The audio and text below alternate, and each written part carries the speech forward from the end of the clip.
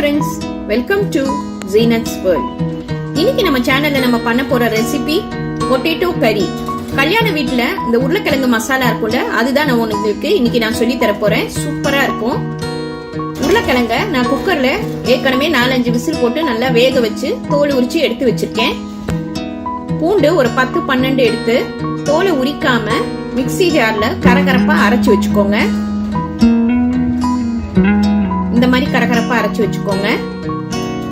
இப்ப நம்ம எப்படி பண்றதுன்னு பாப்போம். நான் கடாயில ஒரு 2 ஸ்பூன் நல்லெண்ணெய் ஊத்தி வச்சிருக்கேன். எண்ணெய் நல்லா காயட்டும். அதுல 1 ஸ்பூன் கடுகு, 1 ஸ்பூன் உளுந்து, இது ரெண்டும் நல்லா ஃப்ரை ஆகட்டும். அடுப்பை கொஞ்சம் சிம்ல வச்சுக்கோங்க.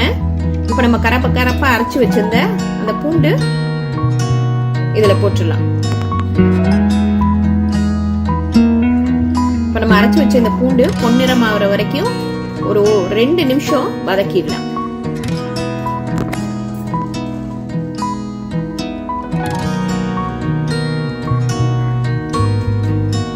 இப்ப இதுல பெரிய வெங்காயம் 1 மெல்லிசா கட் பண்ணி நம்ம இதுல போட்டுடலாம்.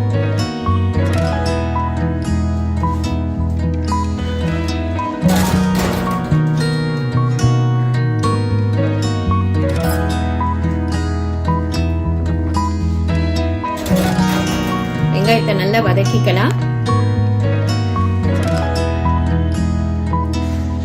வாசனைக்கு கருவேப்பிலை கொஞ்சம் போட்டுப்போம். காரத்துக்கு பச்சை மிளகா 2 சின்ன சின்னதா கட் பண்ணி போட்டுடலாம். இதை எல்லாத்தையும் சேர்த்து நல்லா வதக்கிடலாம்.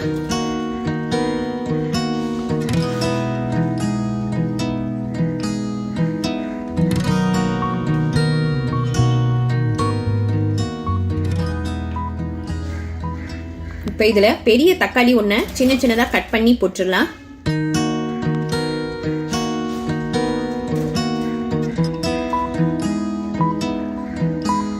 எல்லாம் சேர்ந்து நல்லா வதங்கட்டும். இதுல உப்பு தேவையான அளவு,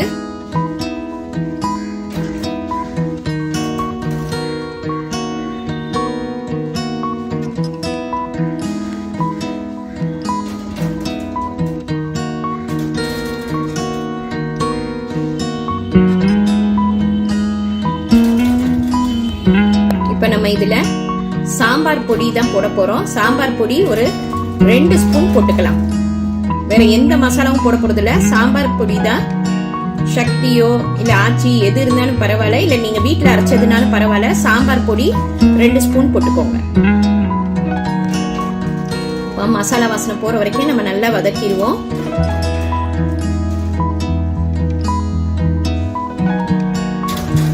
½ ஸ்பூன் பெருங்காயத்தூள் போட்டுக்கோங்க.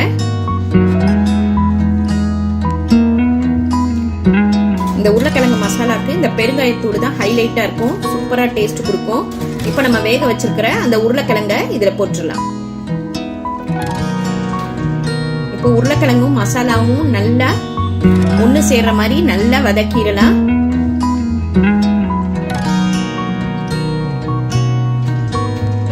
உருளைக்கிழங்கு பெருசா இருந்துச்சுன்னா கொஞ்சம் மசிச்சு விடுங்க. அப்பதான் நல்ல டேஸ்ட் கொடுக்கும். கொஞ்சம் கிழங்கு இதுங்க எல்லாத்தையுமே கொஞ்சம் கொஞ்சமா நல்லா மசிச்சு விடுங்க.